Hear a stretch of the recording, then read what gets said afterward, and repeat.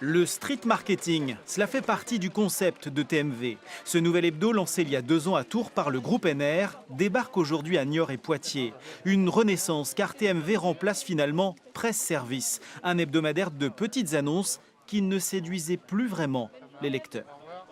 On a souhaité orienter nos efforts vers une clientèle urbaine, jeune, à laquelle nous proposons des contenus d'information magasinés, qui sont à la fois locaux, nationaux et internationaux, autour de 3 séquences, un dossier, une rubrique sport, une rubrique culture, sur un ton qui se veut positif et légèrement décalé.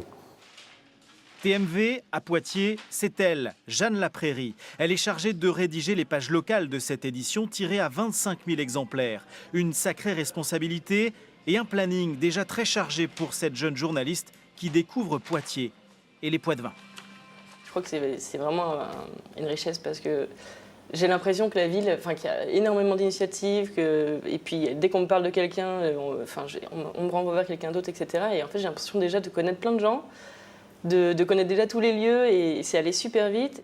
Mais le marché de la presse hebdo gratuite est-il suffisamment vaste pour accueillir un nouveau titre? Au sein de la rédaction de 7 à Poitiers, lancée en 2009, on reste serein. Avec 15 emplois créés, des comptes à l'équilibre et un tirage compris entre 40 et 50 000 exemplaires chaque semaine, 7 à Poitiers prouve que le modèle est viable et surtout que l'info gratuite peut être de qualité.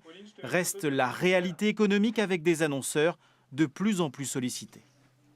Le gâteau publicitaire n'est pas extensible. Ça c'est vrai,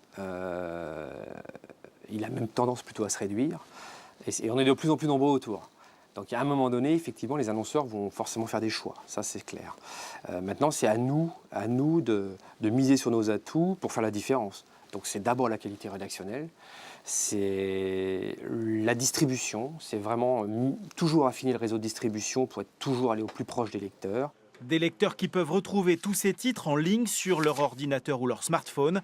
L'avenir de ces gratuits se joue aussi sur Internet.